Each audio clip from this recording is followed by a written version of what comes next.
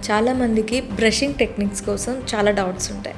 అసలు రోజులో ఎన్ని సార్లు బ్రష్ చేసుకోవాలి? ఎంతసేపు చేసుకోవాలి? Night brushing is more important than day brushing.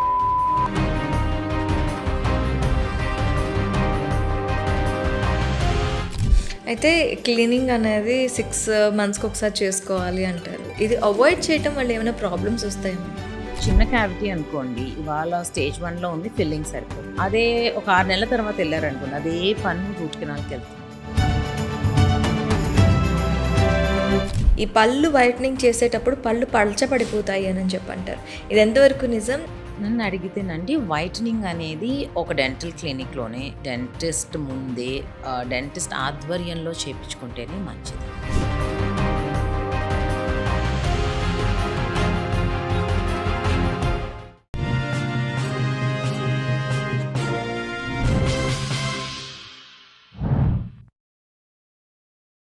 నమస్తే. Welcome to social post. నేను మీ మాధురి. ఈరోజు మనతో పాటు ఉన్నారు డెంటిస్ట్ సంస్కృతి గారు. నమస్తే మ్యామ్. హలో అండి. మ్యామ్, దంతాలు స్కేలింగ్ అంటారు కదా! ఇది తరచూ చేయటం వల్ల దంతాలు పాడైపోతాయని చెప్పి ఇలా చేయించుకోవద్దని అంటారు. ఎంతవరకు నిజం? సో, స్కేలింగ్ అనేది ఒక ట్రీట్మెంట్ కాదండి. ఫస్ట్ ఆఫ్ ఆల్ అదొక మెయింటెనెన్స్ ఫేజ్ అని అంటాను నేనైతే. స్కేలింగ్ చేయటం అంటే క్లీనింగ్. వాడుక భాషలో క్లీనింగ్ చేపించుకున్నాము అని అంటారు. Cleaning is nothing but scaling. Okay. So, cleaning అనేది ఓన్లీ పంటి మీద ఉన్న గార పట్టినప్పుడు, లేకపోతే ఏదన్నా స్టెయిన్స్ ఉన్నప్పుడు, టీ కాఫీ స్టెయిన్స్ కానియండి, లేకపోతే ఏదన్నా హ్యాబిట్స్ ఉండబట్టి కొన్ని స్టెయిన్స్ అవుతాయి. కొన్ని మెడిసిన్స్ వాడడం వల్ల కూడా కొన్ని స్టెయిన్స్ అవుతాయి. ఆ స్టెయిన్స్ ఎక్స్‌ట్రిన్సిక్ అంటే బయట నుంచి ఫార్మ్ అయిన స్టెయిన్స్‌ని మాత్రమే రిమూవ్ చేసే ప్రాసెస్ అది. ఓకే. స్కేలింగ్ అని. అంటే స్టెయిన్ దాని మీద అలా ఉండిపోయి గార పట్టేయటం అంటారు. స్టెయిన్ వేరు, గార వేరండి. గార అంటే ఇలా థిక్‌గా పట్టేస్తది పంటి మీద. స్టెయిన్ అంటే కలర్, ఇప్పుడు ఏదన్నా కొంచెం డిస్కలరేషన్, ఆ బేసిక్‌వి బయట నుంచి పట్టినవి మాత్రం వెళ్ళిపోతాయి స్కేలింగ్‌లో. ఓకే. ఈ గార రిమూవ్ చేస్తాం కాబట్టి పళ్ళు లూజ్ అయిపోయాయని చాలామంది అనుకుంటారు. ఓకే. ఇన్నాళ్ళు వాళ్ళ టీత్ మధ్యలో గార బాగా చేరిపోయి ఉండి, అది టైట్‌గా పట్టుకొని ఉంటుంది. హ్మ్. ఆ గారని రిమూవ్ చేయంగానే కాస్త స్పేసెస్ లాగా కనిపిస్తూ ఉంటుంది. ఓకే. ఇది చాలామంది పేషెంట్స్ ఏమనుకుంటారో, నేను క్లీనింగ్ చేపించుకోగానే నాకు పళ్ళ మధ్యలో సందులొచ్చేసాయి అని అనుకోటాలు. అంటే అది పళ్ళ మధ్యలోనే పడుతుందా గార అనేది? అవునండి. పంటికి ఓకే. స్పెషల్లీ ఫ్రంట్ టీత్ వెనక భాగంలో చాలా ఎక్కువ పడతదండి. ఓకే. అక్కడ చాలా మంది క్లీనింగ్ చేసుకోవడం మిస్ అవుతూ ఉంటారు. మిగతా మిగతా ఏరియాస్‌లో కూడా పడతది. గమ్ కింద కూడా పడతది. సబ్జింజైవల్ కాలిక్యులస్ అంటాము. గమ్ కింద కూడా పడతది. పంటి మీద కూడా పడతది. అది రిమూవ్ చేసేసరికి ఒకలాగా వదులుగా అయిపోయినట్టు వాళ్ళు ఫీల్ అవుతారు. హ్మ్. That's just a feeling. ఇన్నాళ్ళు ఇది ఉండి ఉండి అలవాటయ్యి వాళ్ళకది ఫీలింగ్ మాత్రమే. స్కేలింగ్ అనేది అందరూ కూడా కంపల్సరీ చేయించుకోవాల్సిన ప్రొసీజర్. హ్మ్. అయితే పళ్ళపై మనం చూసుకునేటప్పుడు చాలా చిన్న రంధ్రాలే ఉంటాయి. కాకపోతే వాటిలికి కూడాను రూట్ కెనాల్ చేయాలి అంటారు. ఎందుకు? ఉన్నది చిన్నదే కదా! దాని ట్రీట్మెంట్ కుదరదా? So, yeah! మీరనేది క్యావిటీ, పుచ్చిపన్ను గురించి మీరు మాట్లాడుతున్నారు. పుచ్చిపన్ను మీరు చూసుకుంటే చిన్న హోల్‌లాగా మనకి నోట్లో కనిపిస్తుంది. ఎస్పెషల్లీ దంతాల్లో చూసుకోండి, చిన్న హోల్‌లాగా కనిపిస్తది. మీరు మిర్రర్‌లో చూసుకుంటే, అద్దంలో చూసుకుంటే అంతకు కనిపిస్తది. మీకు పెయినొచ్చింది అంటే దానికి ఖచ్చితంగా రూట్ కెనాల్ చేయాల్సుంటుంది. ఓకే. పెయిన్ అనే సిమ్ప్టమ్ ఉంది అంటే ఆ పుచ్చు పంటి లోపల నరం వరకు వెళ్ళిపోయినట్టు అర్థం. హుహు. సో, ఖచ్చితంగా మనం దానికి రూట్ కెనాల్ ట్రీట్మెంట్ చేసుకోవాల్సుంటుంది. ఓకే. మీకు పెయిన్ రాలేదు, కానీ మీరు డాక్టర్ గారి దగ్గరికెళ్లారు. డాక్టర్ మిమ్మల్ని రూట్ కెనాల్ ట్రీట్మెంట్ చేసుకోమని అన్నారు. అంటే దాని అర్థం దానికి నియరింగ్‌గా ఉంది అని అన్నట్టు అర్థం. కొన్నిసార్లు నరానికి టచ్ అయినా పెయిన్ రాదండి. నియరింగ్‌గా ఉన్నప్పుడు సెన్సిటివిటీ, ఏదన్నా స్వీట్ తిన్నప్పుడు, లేపోతే చల్లటి నీళ్లు తాగినప్పుడు సెన్సిటివిటీ ఉంటుంది. సో, ఎక్స్‌రేలో చూస్తే మనకు తెలుస్తుంది. ఈ పుచ్చు పన్ను అనేది మీకు పైకి చిన్నగా కనిపిస్తది. కానీ దాని ఎక్స్‌టెన్షన్ కిందకి బాగా డీప్‌గా ఉండుంటుంది. అందువల్లే రూట్ కెనాల్ చేసుకోమని చెప్తారు. ఓకే. అది క్యావిటీయో, ఈ రంధ్రం పై వరకే ఉంది. పంటి ఫస్ట్ ఆర్ సెకండ్ లేయర్‌లోనే ఉంది అనుకోండి. అప్పుడు మనం రూట్ కెనాల్‌కెళ్ళాల్సిన అవసరం ఉండదు. అప్పుడు ఫిల్లింగ్ అనే స్మాల్ ప్రొసీజర్‌తో సరిపోతుంది. అయితే క్లీనింగ్ అనేది 6 మంత్స్‌కి ఒకసారి చేసుకోవాలి అంటారు. ఇది అవాయిడ్ చేయటం వల్ల ఏమైనా ప్రాబ్లమ్స్ వస్తాయేమో? సో, స్కేలింగ్ బేసికల్లీ మేము ఎందుకు 6 మంత్స్‌కి ఒకసారి చేయించుకోమంటామంటే, మనం ఇండియాలో అబ్రాడ్‌లో 6 మంత్స్‌కి అపాయింట్మెంట్స్ ఉంటాయి. వాళ్ళెళ్ళిపోతారు. హ్మ్. మనం 6 మంత్స్ అంటే అట్‌లీస్ట్ 1 ఇయర్‌కెళ్తాం ఇండియాలో. First thing. సెకండ్ థింగ్ ఏంటంటే స్కేలింగ్ చేయించుకోవటం వల్ల మనం మనం రోజు బ్రషింగ్, క్లీనింగ్ హ్యాబిట్స్ అన్నీ మనకుంటాయి. కాకపోతే మన పళ్ళ అలైన్‌మెంట్ సరిగ్గా ఉందనుకోండి, మన టీత్ బానే క్లీన్ అవుతాయి. ఓకే. అదే మన పళ్ళ అలైన్‌మెంట్ సరిగ్గా లేదు, ఎగుడు దిగుడుగా ఉన్నాయి, ముందుకి వెనకకున్నాయి అంటే కొన్ని సర్ఫేసెసే క్లీన్ అవ్వగలుగుతాయి. అవును. బయటకి ఉన్న సర్ఫేసే బాగా క్లీన్ అవుతది. లోపలికున్నది అంత బాగా క్లీన్ అవ్వదు. అలాంటప్పుడు అక్కడ కొద్దిగా ఎక్కువగా గార చేరిపోవటము, పాచి పట్టడం ఫస్ట్ స్టార్ట్ అవుతుంది. ఆ పాచే మెల్లగా గార పట్టడం అవుతుందనమాట. ఓకే. అందుకని క్లీనింగ్ చేపిచ్చుకుంటే అదెళ్ళిపోతది. అది మీకు మామూలుగా కనపడదది. మీరు మీ పళ్ళు బానే ఉన్నాయని అనుకుంటారు. మేము చూసి ఐడెంటిఫై చేసి అన్ని సైడ్స్ నుంచి చూసి ఎగ్జామినేషన్ తర్వాత మీకు ఇంకేమన్నా ప్రాబ్లమ్స్ ఉన్నా, పుచ్చిపన్నున్నా ఫస్ట్ స్టేజ్‌లో ఉంటది. ఒకవేళ పుచ్చిపన్ను అది చిన్న ఫిల్లింగ్ ప్రొసీజర్ చేసుకుంటే సరిపోతది. మీరిలా అవాయిడ్ చేస్తే అపాయింట్మెంట్స్ ఏదైనా పెద్ద ట్రీట్మెంట్స్‌కెళ్ళాల్సుంటుంది. ఓకే. ఇప్పుడు చిన్న క్యావిటీ అనుకోండి. ఇవాళ స్టేజ్ 1లో ఉంది. ఫిల్లింగ్ సరిపోతుంది. అదే ఒక 6 నెలల తర్వాత ఎళ్లారనుకోండి. అదే పన్ను రూట్ కెనాల్‌కెళ్తుంది. ఓకే. అదే 1 ఇయర్ తర్వాత ఎళ్లారనుకోండి. ఆ పన్నును కాపాడలేకపోవచ్చు. ఆ పన్ను తీసేసి ఇంప్లాంట్ పెట్టుకోవాలి. లేదంటే ఆ పన్ను తీసేసి 2 పక్కన పళ్ళ సపోర్ట్ తీసుకొని ఒక బ్రిడ్జ్ కట్టుకోవాలి. అబ్బా! మీరు అడగొచ్చు పన్ను ఎందుకు కట్టుకోవాలి అని. ఆ పన్ను తీసేసి అలా వదిలేస్తే ఏమవుతదని. దానికి ఇంకా చాలా డిస్టర్బెన్సెస్ ఒస్తాయి తర్వాత. ఓకే. అది ఇంకో పెద్ద టాపిక్. ఓకే. అయితే మ్యామ్ ఏ ఏజ్‌లో మనం ఈ పళ్ళు క్లీనింగ్ అనేది స్టార్ట్ చేయాలంటారు? అంటే బ్రషింగ్ కాదు స్కేలింగ్‌కి రావటం కానీ ఇదన్నీ ఏ ఏజ్ నుంచి స్టార్ట్ చేస్తే బావుంటదంటారు? నేననేదేంటంటేనండి, పిల్లలకి ఫస్ట్ టీత్ ఎరప్ట్ అవుతాయి కదా! హ్మ్. 2-3 ఇయర్స్ నుంచి డెంటిస్ట్ దగ్గర తీసుకెళ్ళాలండి. అవసరమైతే స్కేలింగ్ చేస్తారు. పిల్లలకి డిపాజిట్స్ అంత ఎక్కువ ఫార్మ్ అవ్వవు బేసికల్లీ. ఎందుకంటే వాళ్ళకి సెల్ఫ్ క్లెన్జింగ్‌గా ఉంటాయి టీత్. వాళ్ళకి పళ్ళ మధ్యలో సందులు కూడా ఉంటాయి. చిన్న పిల్లలకి ప్రైమరీ డెంటిషన్‌లో మనం చూసుకుంటే కొంచెం గ్యాప్స్ కూడా ఉంటాయన్నమాట. అవును. ఎందుకంటే పెద్ద పళ్ళు ఎరప్ట్ అయ్యేటప్పుడు కొద్దిగా ప్లేస్ కావాలి కదా! అందుకని టీత్ నేచురల్‌గానే కొంచెం స్పేసింగ్‌గా ఉంటాయి. అప్పుడే పర్మనెంట్ టీత్ ఎరప్ట్ అయినప్పుడు కరెక్ట్ సరిపోతుంది ఆ స్పేస్. ఓకే. సో, అవసరమైతే చిన్న పిల్లలకే స్టార్ట్ చేసేసుకోవచ్చు క్లీనింగ్. పిల్లల్ని కంపల్సరీ తీసుకెళ్ళాలి. ఎందుకంటే పిల్లలు చాలా షుగరీ ఫుడ్స్ తింటారు. షుగర్ తింటారు, ఐస్ క్రీమ్ తింటారు, లేపోతే చిప్స్ కూడా స్టార్ట్ చేయనండి. మీరనుకోవచ్చు మా అబ్బాయి షుగరే తినడు క్యావిటీస్ ఎలా వచ్చాయి అని. చిప్స్ ఉంటాయి కదా! చిప్స్‌లో స్టార్చ్ ఉంటుంది. ఆ స్టార్చ్ మీద బాక్టీరియా ఎళ్ళిపోయి యాక్ట్ చేసేస్తది క్యావిటీ. సో, పిల్లలకి క్యావిటీ త్వరగా స్ప్రెడ్ అవుతది. ఎందుకంటే వాళ్ళ టూత్ సైజే చిన్నగా ఉంటుంది. నరం పైకుంటుంది. హ్మ్. పల్ప్ అనేది పైకి ఉంటుందనమాట. సో, చిన్న క్యావిటీ కొద్దిగా డీప్ ఎళ్ళినా కూడా నరం వరకు రీచ్ అయిపోతది. మనకి ఓకే. 2 లేయర్స్ ఉండి డిస్టెన్స్ ఉంటుంది కాబట్టి it will take some time. హ్మ్. హ్మ్. పిల్లలకి ఎమ్మటే నరం వరకు ఎళ్ళిపోతది.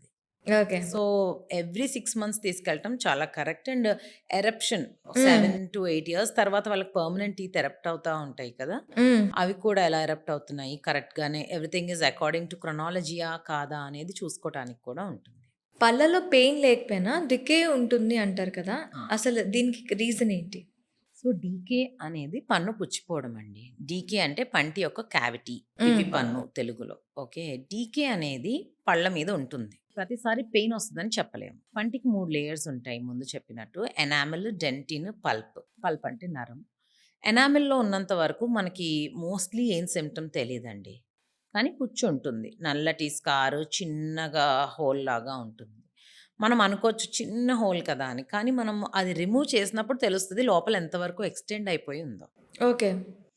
సో, ఈ ఎనామెల్‌లో ఉన్నప్పుడు మనకేం పెయిన్ రాదు, సింప్టమ్ రాదు. డెంటిన్‌కెళ్తే సెకండ్ లేయర్ ఆఫ్ టూత్‌కెళ్తే అదే పుచ్చు ఎక్స్‌టెండ్ అవుతాయి కింద వరకు. అప్పుడు మనకు కొద్దిగా సెన్సిటివిటీ రావటం, హ్మ్.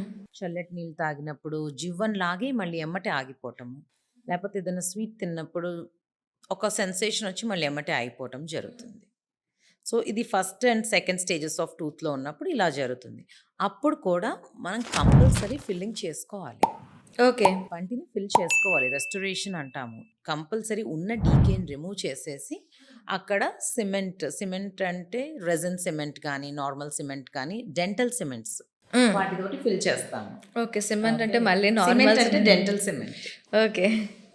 అయితే మ్యామ్ మనకి విజ్డమ్ టూత్ వస్తూ ఉంటాయి కదా! అవి వచ్చేటప్పుడు పెయిన్, అలాగే ఫీవర్ ఇవన్నీ కామన్. అయితే ఇవి వచ్చేటప్పుడు వచ్చిన తర్వాత కానీ తీసేయమంటారు. మన ఫేషియల్ ఇది మారిపోతుంది అని చెప్పి అంటూ ఉంటారు. ఇది ఎంతవరకు నిజం? అది నిజంగానే తీసేయాలా? లేకపోతే ఉండటం ఎంతవరకు కరెక్ట్?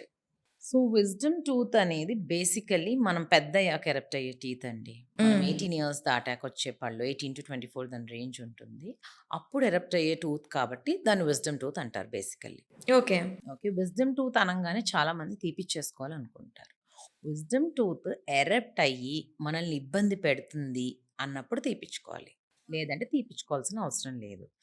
లేదు ఎరప్ట్ అవ్వట్లేదు, స్టక్ అయిపోయింది. సో, దవడ ఎముక సైజు, టూత్ సైజు డిస్క్రిపెన్సీస్ అని ఉంటాయండి. అంటే దవడ ఎముకకి మన టూత్ సైజ్ మ్యాచ్ అవ్వకపోవటము అలా ఉన్నప్పుడు టూత్ సైజ్ పెద్దగుండి, దవడ ఎముక సైజ్ చిన్నగుంటే విజ్డమ్ టూత్‌కి రాటానికి ప్లేస్ ఉండదు.